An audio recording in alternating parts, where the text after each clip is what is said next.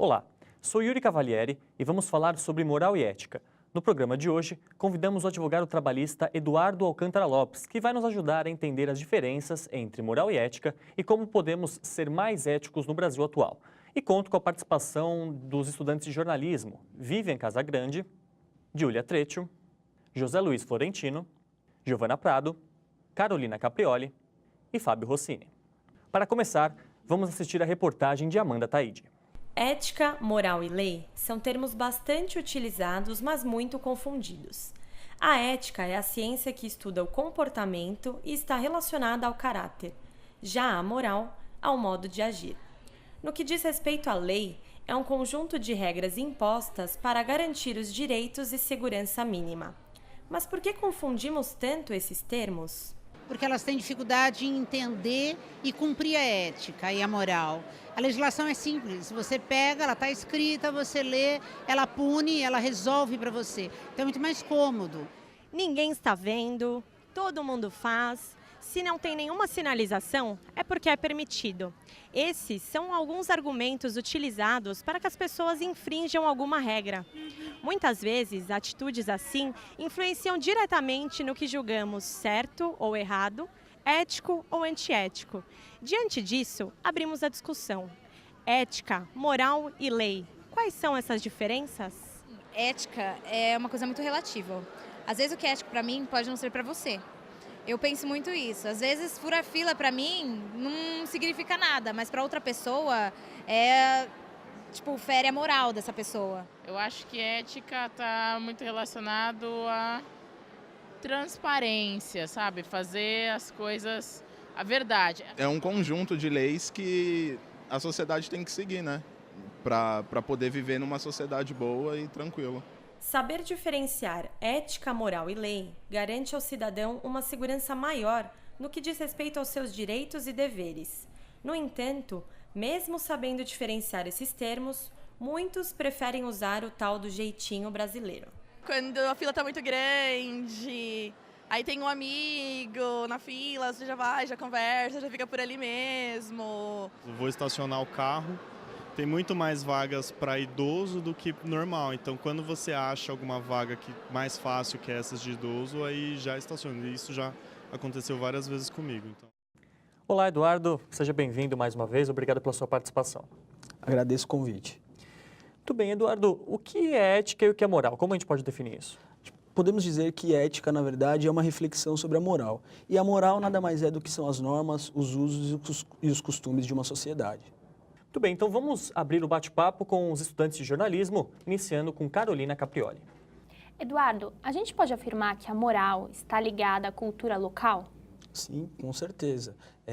A moral, na verdade, é um conceito que se desenvolve com a sociedade. Então, o que é moral para o Brasil, por exemplo, para os brasileiros, pode ser uma coisa imoral ou amoral para um indiano, por exemplo. Então, está intrinsecamente ligado, sim, com a sociedade local. Existe alguém que determina esses padrões éticos na sociedade? Na verdade, não existe uma pessoa específica que determina quais são os padrões. Na verdade, a sociedade determina qual que é o padrão. E tudo isso deriva de um estudo sociológico e filosófico de cada sociedade. Teria relação com a família? Sim, com a família, com o desenvolvimento da sociedade lato sensu, com o desenvolvimento do país, da forma de como ele foi colonizado, enfim. É um estudo que abrange a coletividade no todo mesmo. E como a gente define o que é corrupção? Na verdade, corrupção, ela é para nós, os brasileiros, a corrupção é tudo aquilo que viola as nossas regras morais e éticas. E por que algumas pessoas, quando elas são expostas ao poder, elas se deixam corromper?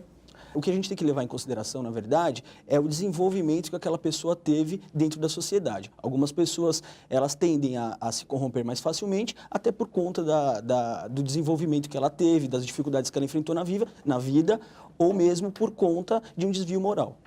Então, o meio em que ela vive não tem relação com isso, necessariamente? Não, pelo contrário, ela tem total relação. Então, se a pessoa cresceu vivenciando cenas de roubo, cenas de corrupção, ela tende a reproduzir isso na vida adulta. Diante dessa sequência, né, de escândalos de corrupção no Brasil, parece que o nosso governo ele deixou de lado as questões éticas e morais. Como é que a gente chegou a esse ponto? Eu acho que o desenvolvimento do país politicamente é um desenvolvimento dos mais novos que tem, se nós olharmos para fora do Brasil, né, no cenário mundial, mas o que eu acho que a tônica dessa pergunta é a impunidade. O Brasil tem um histórico de impunidade. Então, quando você tem uma impunidade instalada na sociedade, as pessoas tendem, obviamente, a ter desvios de comportamento ético ou moral que levam à corrupção, seja na forma do poder político, ou seja na vida individual de cada pessoa. A gente costuma ouvir por aí que não tem muito que jeito, que política é tudo, você entra no meio, você se corrompe. Tem uma solução, você enxerga uma solução, um jeito de mudar isso? Sim, nós precisamos, na verdade, o Brasil como um todo, discutir mais intensamente a política. O que a gente vê também na sociedade é que há pouco interesse, ou quase total desinteresse, dos jovens, das crianças, dos adultos na política.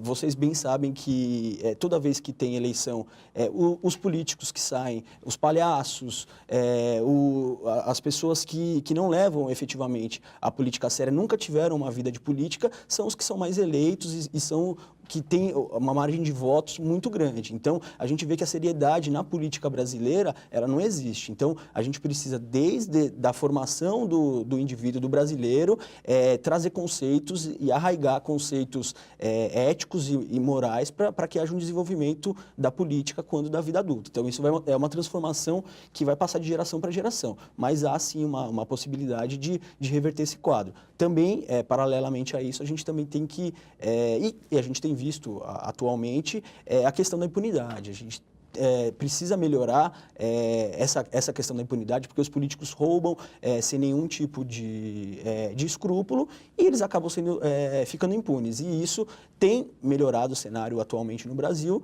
mas é um ponto também que ainda precisa melhorar muito dentro do cenário que nós temos hoje. E a ética, muitas vezes, ela é distorcida e a ética é colocada para si próprio. Então, eu acho que é ético eu roubar, eu acho que é ético eu estou me beneficiando e está tudo bem para mim. Como é que é essa questão? A ética ela é distorcida. Exatamente, é aquela questão, né? Depende do ponto de vista. Então, as pessoas hoje, elas afastam aquele conceito ético ou moral de que você tem que fazer o certo em benefício próprio. Então, elas acabam desenvolvendo teses ou mesmo teorias de que aquele roubo que ela fez, na verdade, foi para ter um benefício próprio e aquilo não é irregular ou não é ilegal. Mas quando na verdade a gente sabe que esse tipo de comportamento, ele desvirtua da nossa sociedade, dos conceitos éticos e morais que nós temos na sociedade brasileira.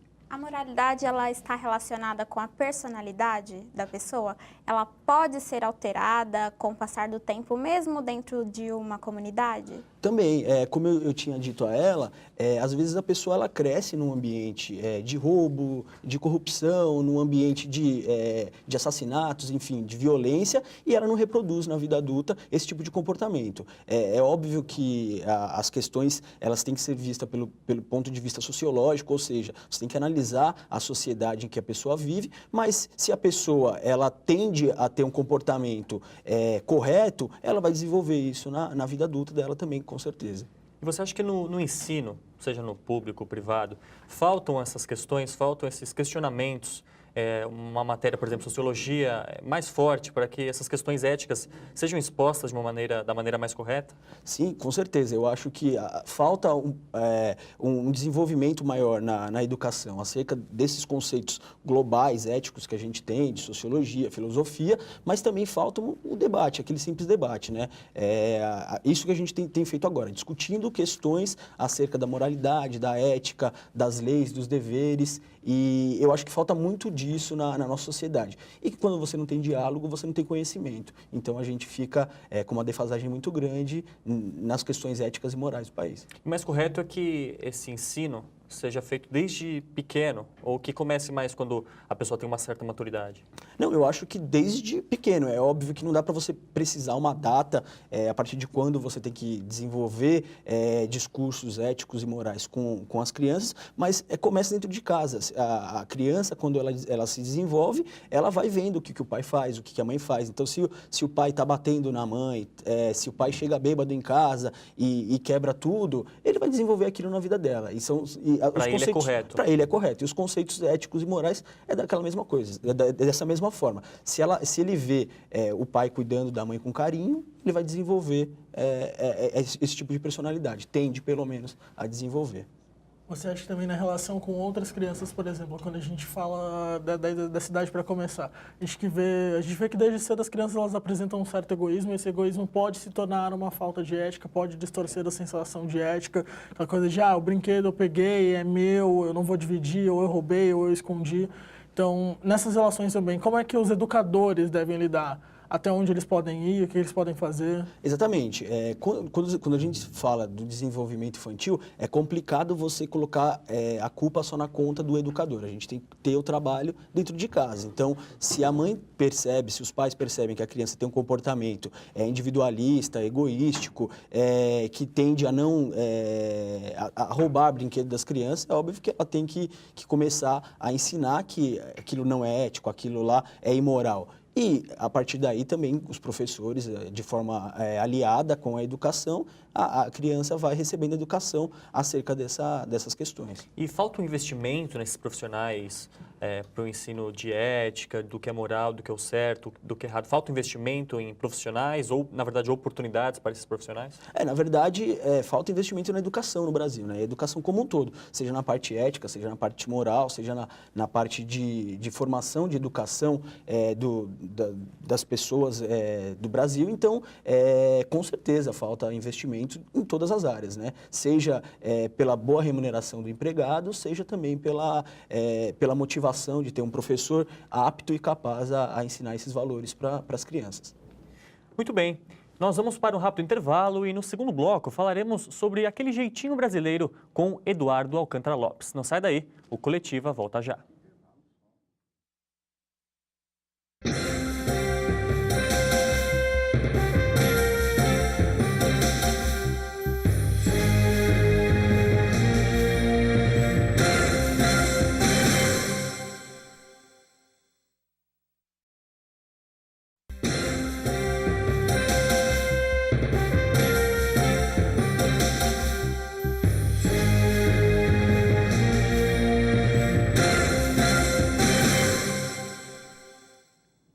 Estamos de volta com o Coletiva, discutindo hoje o que é ética e o que é moral com o advogado Eduardo Alcântara Lopes e com os jornalistas convidados. Eduardo, qual é a origem do jeitinho brasileiro? Na verdade, é difícil dizer qual é a origem do jeitinho brasileiro. Isso é uma questão que está arraigada aqui na sociedade, que a gente sabe, na verdade, que o jeitinho brasileiro é uma forma de você corromper algum preceito ético ou moral. Os brasileiros, eles estão acostumados a apontar os grandes escândalos de corrupção. Mas quanto a corrupção está enraizada na sociedade? A gente pode dizer que está totalmente enraizada, desde os grandes escândalos até os pequenos que a gente comete no dia a dia.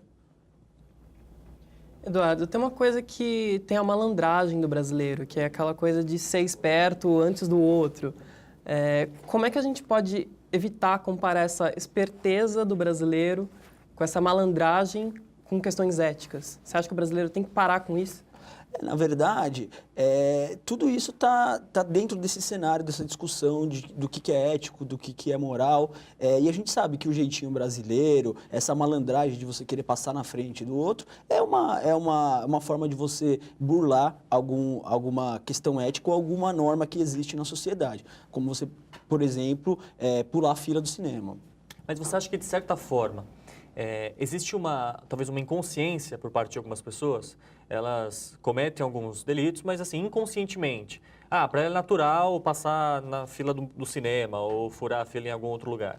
Não, eu acho que todo mundo sabe, na verdade, o que está fazendo. Quando você usa, por exemplo, o bilhete único de estudante no período de férias, você sabe que aquilo lá é incorreto, mas você faz porque se ninguém falar nada, poxa, você se deu bem, então deu para você burlar aquele sistema. Então, para mim, todas as pessoas que fazem esse tipo de coisa, elas têm ciência, efetivamente, daquilo que vai acontecer. E você acha que a mídia, ela impõe padrões éticos, assim, distorcidos, ou, na verdade, ela só reflete o pensamento da sociedade mesmo? Não, eu acho que seria ingênuo da nossa parte achar que a mídia não impõe padrões éticos. Ela impõe padrões políticos, ela impõe padrões de beleza, ela impõe padrões éticos de normas de conduta. Então, assim, a mídia ela tem um forte poder para manipular assim, a sociedade, seja em qual área for. Além da manipulação, você acha que ela ensina, de fato, as coisas incoerentes ou coerentes, eles ditam as coisas e isso se torna uma verdade? Para muitas pessoas pode se tornar verdade. A gente sabe que quando você lê alguma notícia em determinado jornal, você tem que fazer um juízo de valor. Então você tem que ver o que aquilo é sensacionalista ou apelativo e extrair da notícia o que de fato tem um conteúdo jornalístico efetivo. Aquilo que não for jornalístico, como que eu posso dizer, aquilo que não retrata a verdade dos fatos, você coloca de lado. Mas nem todo mundo tem essa como eu posso dizer, essa experiência ou então esse conhecimento para fazer esse tipo de valoração. O mais ético, então, na verdade, ficou na dúvida, pesquisar. Exatamente. A gente percebe que hoje em dia, mesmo vivendo um Estado laico, a bancada religiosa vem ganhando espaço no poder. É correto você impor um valor particular religioso para toda uma sociedade? Eu acho que não é correto você impor um valor, mas a gente também tem que ponderar que nós vivemos num Estado democrático de direito. Então, se a bancada evangélica ela tem uma força, a bancada dos homossexuais, por exemplo, ela tem ganhado força também de outro lado. Tem também a bancada dos ateus, enfim. Você vivendo no Estado democrático, nada mais normal e comum que todas as forças e todas as partes da sociedade se sobressaiam dentro da política. Mas isso não acaba contradizendo com o princípio do Estado laico? Não, eu acho que não. Eu acho que assim, o grande segredo, na verdade, é você saber harmonizar as bancadas, pode-se assim dizer. Então, assim, todo mundo tem que ter espaço. E eu acho que o grande problema que hoje se discute, na verdade, no Brasil, é que cada bancada quer impor o seu jeito para a sociedade. E é aí que nascem os conflitos. Muitas pessoas pedem a pena de morte. A gente sabe que não existe pena de morte no Brasil, né? Mas, assim, é ético, é moral ou fere essas duas coisas pedir a pena de morte num país onde é proibido? Na verdade, o que a gente tem que analisar inicialmente, o que seria ética e o que seria moral. Ética e moral, na verdade, são valores que estão arraigados na sociedade. Então, eu volto a dizer, o que é moral para a gente não pode ser moral para outro país. Então, dentro da sociedade brasileira, a gente não tem a pena de morte. Isso são valores que nós temos arraigados dentro da nossa sociedade. Então, como que a gente vai trazer esse novo valor, essa nova disposição da pena de morte? Você tem que fazer uma pesquisa de campo e verificar se é isso que a população quer de fato. Havendo o interesse da população, aí passa a ser um projeto de lei para deliberar sobre a efetiva instauração ou não desse procedimento de pena de morte. Mas tudo o que a gente tem que analisar, no fundo, é se essa questão está ligada aos valores que a sociedade tem. Atualmente, a sociedade brasileira não tem valores nenhum ligados à pena de morte. Existe algum conceito global, por exemplo, tipo, a gente vê muita dificuldade em, por exemplo, um país tem pena de morte, outro não tem. Algumas culturas permitem o estupro de mulheres dentro de uma religião e proíbe em outras circunstâncias. Existe algum conceito, alguns conceitos que deveriam ser discutidos de forma global e não só por local, assim? Sim, com certeza. É complicado e esse é o grande... acho que esse é um dos grandes desafios que a ONU, por exemplo, tem enfrentado, é de você conseguir padronizar os preceitos éticos e morais, porque é complicado você, na África, falar que o estupro não é permitido em determinada sociedade, quase primitiva, quando a gente sabe que, na verdade, para uma sociedade politizada, isso é um absurdo. Então, é difícil você fazer essa valoração. E é justamente aí que mora a diferença do que é ético para a gente e do que é ético para outra sociedade. Fazer justiça com as próprias mãos é uma distorção da moral? Eu acho que não. O que a gente tem que analisar novamente é o que você tem dentro da sua sociedade.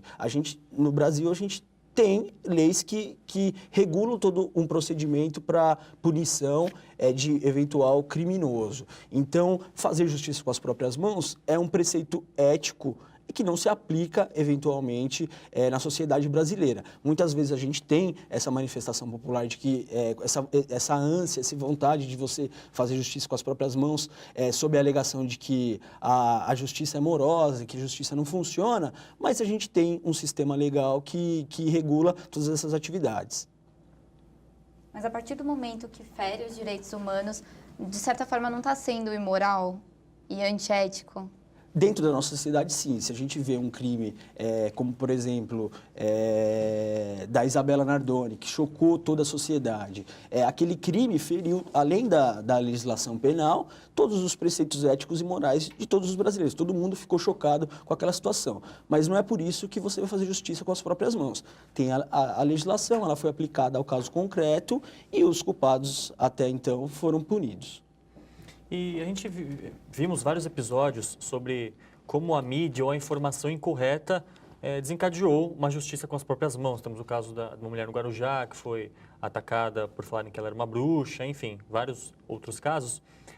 Nessa questão, existe alguma parte da lei que proteja realmente essa informação incorreta, ou quem fez justiça com as próprias mãos paga de uma forma diferente? Como é que funciona? Na verdade, é mais um crime dentro da legislação penal. Então, o que se tem que avaliar é o seguinte: algumas manifestações populares, é difícil de você previsionar o que pode ocorrer. Recentemente, a gente teve a notícia de que um assaltante de ônibus ele acabou sendo amarrado ao poste, foi espancado até a morte, porque teve uma comoção popular. Se a polícia, que é o Estado, não chegou no local a tempo, é difícil de você impedir a manifestação popular. Mas dentro de um cenário normal, se ele fosse pego pela polícia, a polícia protegeria a integridade física dele e ele passaria por um processo criminal como qualquer cidadão brasileiro.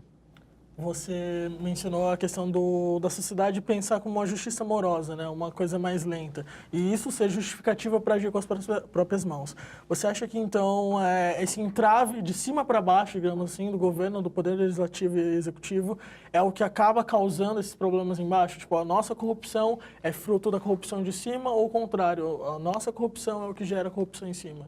Na verdade, o que a gente tem que analisar é que não é porque há um erro ou há uma morosidade no Poder Judiciário, no Poder Legislativo, porque há corrupção no Poder Executivo, que isso é uma carta branca para que a gente saia fazendo justiça com as próprias mãos, saia se corrompendo e fazendo se corromper, porque o exemplo vem lá de cima. Na verdade, o que a população tem que fazer é se conscientizar de que aquilo de que o momento que o Poder Judiciário, o Poder Brasileiro, o Congresso Nacional tem enfrentado é um momento difícil, e se conscientizando disso, tentar mudar de alguma forma e da forma legal, né? Elegendo novos políticos e cada brasileiro fazendo sua parte na hora da votação. Uma pessoa corrupta, ela pode ser considerada uma má pessoa? Quando a gente fala de corrupção, existe o bem ou o mal, ou a necessidade, que a gente vê casos de pessoas que não têm condições de alimentar os próprios filhos e roubam para isso e acabam, às vezes, sendo punidas, e pessoas que cometem atos violentos ou de corrupção, que são bem maiores, não são punidos e a sociedade fica nesse entrave. Como é que você vê essa questão? Essa questão ela é muito apelativa emocionalmente, né, para a sociedade. Quando você vê um pai ou uma mãe roubando o alimento no supermercado para dar para o filho e acaba sendo preso. Recentemente teve uma história de uma empregada que roubou um docinho do delegado. E ele acabou processando ela. Esse tipo de situação, ela é complicada por dois viés. O primeiro é que a sociedade vai interpretar essa situação como uma forma absurda de aplicação da lei. O segundo viés, porém, decorre do fato de que houve uma infração à legislação. E toda infração à legislação, dentro do processo penal, ela tem que ser punida, eventualmente, como nesses casos, a pessoa acaba não sendo nem presa. Há uma redução, pode-se assim dizer, da pena, que ela não vai efetivamente para a cadeia. Mas o que a gente tem que ver é que, roubando um doce ou matando uma pessoa, você está cometendo um ilícito. E todo ilícito, dentro do processo, ele tem que ser punido. No jornalismo, a gente tem aquela pressa para postar cada notícia, para sair na frente do concorrente. E muitas vezes a gente deixa de apurar para postar alguma notícia rápido e deixa de conferir os dois lados. Você acha que isso também é uma falta de ética?